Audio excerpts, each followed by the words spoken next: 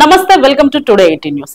Khammam parliament నియోజకవర్గ కాంగ్రెస్ అభ్యర్థి రామసహాయం రఘురాం రెడ్డి విజయం కాంక్షిస్తూ ఖమ్మం ఎస్ఆర్ గార్డెన్స్ లో జరుగుతున్న సిపిఐ ఖమ్మం పార్లమెంటరీ నియోజకవర్గ జనరల్ బాడీ సమావేశంలో మాట్లాడుతున్న వ్యవసాయ శాఖ మంత్రి తుమ్మల నాగేశ్వరరావు. కాబట్టి నాకు భగవంతుడు అవకాశం వచ్చినప్పుడల్లా దానవాయిగూడలోనో రామన్నపేటలోనో దౌసాపురంలోనో వైఎస్ఆర్ నగర్లోనో ఇంకొక చోట ఆ ముఖ్యమంత్రిని ఒప్పించి ఇళ్ల పట్టాలు ఇప్పించాను. వాళ్ళకి సౌకర్యంగా ఉండేటట్టుగా చూడమని చెప్పాను. మన గురువు గారికి ఎవరు జానీ గారు ఉందా, జానీ గారిని కూడా చూసి చెప్పాను. ఏం చెప్పారంటే ఆ పేదవాళ్ళందరినీ సౌకర్యవంతంగా బతికేటట్టుగా, వాళ్ళు ఆనందంగా ఉండేటట్టుగా, మురికి కాలువలు అమ్మటో రైలు పట్టాలమ్మటో బతికే అవసరం వాళ్ళకి లేదు. వాళ్ళు కూడా మంచిగా బతకాలి, అది మీ బాధ్యత అని చెప్పాను. దానికి కొంతమంది ఏదో గుంజుడు అక్కర్లా.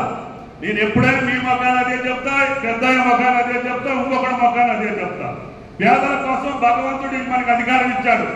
మొన్న కూడా దేశ రాజకీయాల దృష్ట్యా, ఇప్పుడు కేంద్ర ప్రభుత్వం చేస్తున్నటువంటి పరిపాలన దృష్ట్యా ఇటువంటి జాతీయ పార్టీలన్నీ కూడా ఇండియా కూటమిలో వచ్చినాయి. మొన్న కూడా మీకు కష్టమైన ఒకే సీట్ ఇచ్చినా పెద్ద మనసుతోటి కాంగ్రెస్ పార్టీని బలపరిచారు. వాస్తవంగా మీకు బలం ఇంకా ఎక్కువే ఉంది.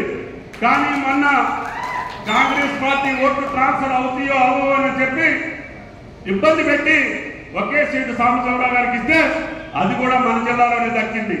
అంటే ఇప్పుడు ఖమ్మం జిల్లా మొత్తానికి సిపిఐ పార్టీకి సాంబశివరావు గారిని కాంగ్రెస్ పార్టీ కార్యకర్తలు అందరూ ఎన్నుకున్నారు. దానికి ఆయన క్యారెక్టర్ కూడా పనికొచ్చింది, ఆయన నడవడిక పనికొచ్చింది, ఆయన మనస్తత్వం పనికొచ్చింది.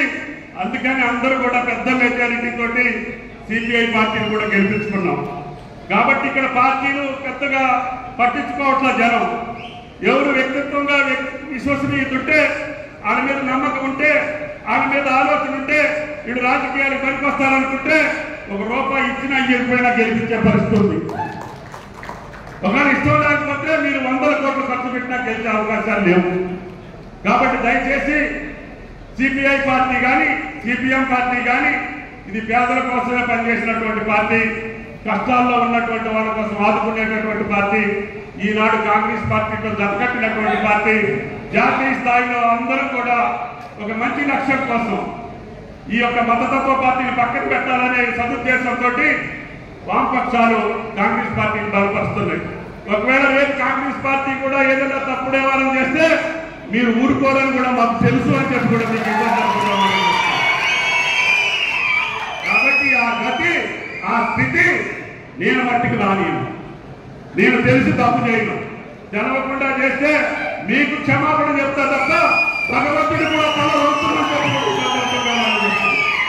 కాబట్టి దయచేసి ఈ ఎన్నికల్లో కాంగ్రెస్ పార్టీ నిర్ణయించినటువంటి అభ్యర్థి రఘురాం రెడ్డి గారికి మొన్నటి ఎన్నికల్లో చేసినటువంటి వీరోచితమైనటువంటి కమ్యూనిస్టు పోరాటాన్ని మళ్ళీ ఒకసారి ముందుకు తీసుకొచ్చి ఈ జిల్లా రాజకీయ భవిష్యత్తుతో పాటు ఈ జిల్లా అభివృద్ధి కార్యక్రమాలు ఏవైతే ఇంకా మిగిలిపోయి ఉన్నాయో, ఏ గోదావరి జలాలైతే మన పంట పొలాలకు రావాలో, ఇంకా ఏ పేదలకైతే ఇల్లు రావాలో, ఏ అభివృద్ధి కార్యక్రమాలు సంక్షేమ కార్యక్రమాలు ఎలా కట్టకుండా మీ ఆధ్వర్యంలో జరగాలని కోరుకుంటున్నారో వాటిని చేపించే బాధ్యత మాది అని చెప్పి మీకు ఈ సందర్భంగా మనం చేస్తున్నాం.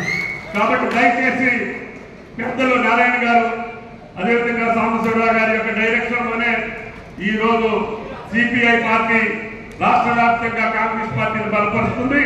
మన జిల్లాలో రఘురాం రెడ్డి గారిని మీ యొక్క అమూల్యమైనటువంటి ఓట్లు వేయించడం ద్వారా మీరు ఆయన పెద్ద మెజారిటీతో గెలిపించాలని చెప్పి ప్రార్థిస్తూ నాకు అవకాశం ఇస్తే నేను పోయేదానికి నారాయణ గారు పర్మిషన్ ఇచ్చారు. జిల్లా కార్యదర్శి గారు కూడా ఇస్తే మళ్ళీ సెలవు తీసుకుంటాం. మళ్ళీ ఎప్పుడు మీరు పిలిచినప్పుడు వస్తానని చెప్పి విజ్ఞప్తి చేస్తూ సెలవు తీసుకుంటున్నా. జై కాంగ్రెస్, జై కమ్యూనిస్టు, జై వామపక్షాల ఐక్యత. జిల్లా కార్యదర్శి ప్రసాద్ గారు, అదేవిధంగా రాష్ట్ర కార్యదర్శి గౌరవనీయులు శాసనసభ్యులు సాంబశివరావు గారు, అదేవిధంగా జాతీయ కార్యదర్శి నాకు అత్యంత ఆప్తులు, ఎప్పుడన్నా ఏదైనా ఇబ్బంది వస్తే అన్నాన్ని అడిగేదానికి నారాయణ గారు, పెద్దలు మౌలానా గారు, గౌరవనీయులు సిపిఐ పార్టీ పెద్దలందరికీ, మిత్రులందరికీ, కార్యకర్తలందరికీ హృదయపూర్వకమైనటువంటి నమస్కారం. గౌరవ రెవెన్యూ శాఖ మంత్రులు శ్రీనివాసరెడ్డి గారిని వేదికగా అలంకరించవలసిందిగా కోరుతూ, ఈనాడు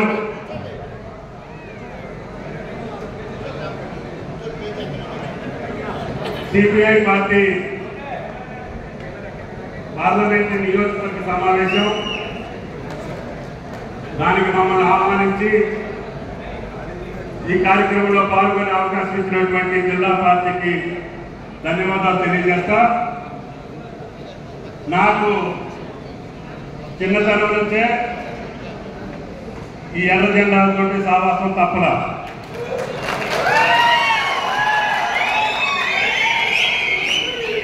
ఆనాడు గౌరవనీయులు రజపల్లి గారు కావచ్చు, సిపిఐ పార్టీ నాయకులందరూ కూడా, ఆనాడు రాష్ట్ర కార్యదర్శిగా ఉండే నారాయణ గారు అనంతపురం ప్రాజెక్టు కోసం నా మీద ఒకసారి 10,000 మందితో దాడికి వచ్చారు. రామకృష్ణ గారు అప్పుడు ఎమ్మెల్యే ఉండేవాడు. అదేవిధంగా పెద్ద ఆయన రాజేశ్వరరావు గారి యొక్క సహచర్యం కూడా కొద్ది గొప్ప నాకు దయ వల్ల నాకు ఆయనతో మాట్లాడే అవకాశం వచ్చేది.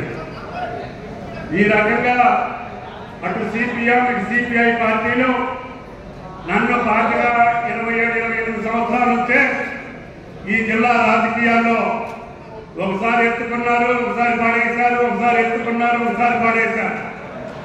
అయినా కానీ నాకు రాజకీయ స్ఫూర్తినిచ్చింది ఎర్ర జెండా అని చెప్పి కూడా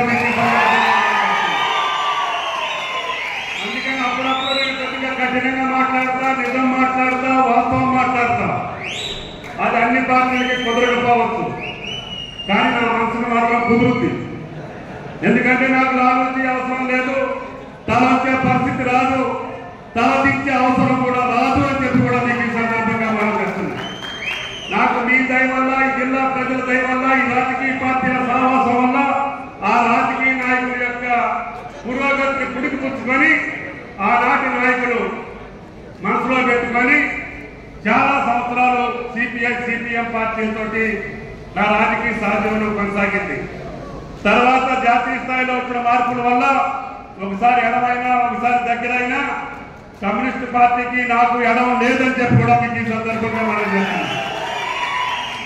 కాబట్టి దయచేసి పోరాటాల గడ్డ, కమ్యూనిస్టు ఉద్యమానికి ఊపిరి పీల్చినటువంటి ప్రాంతం ఖమ్మం జిల్లా.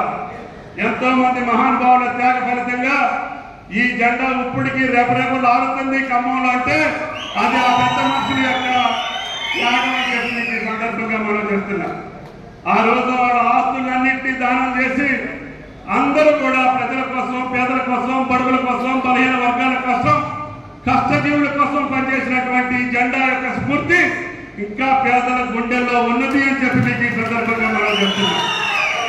అందుకనే మీకు ఎప్పుడైనా చెప్తే నవ్వుకుంటూ చెప్పినా, కోపకి చెప్పినా, ఆప్యాయంగా చెప్పినా, ఆ పేదల గుండెల్లో ఉన్నటువంటి జెండాకు అనుగుణంగా, ఈ జెండా మీద ఉన్నటువంటి అభిమానానికి అనుగుణంగా, వాళ్ళ ఆలోచనలకు అనుగుణంగా, వాళ్ళ అవసరాలకు అనుగుణంగా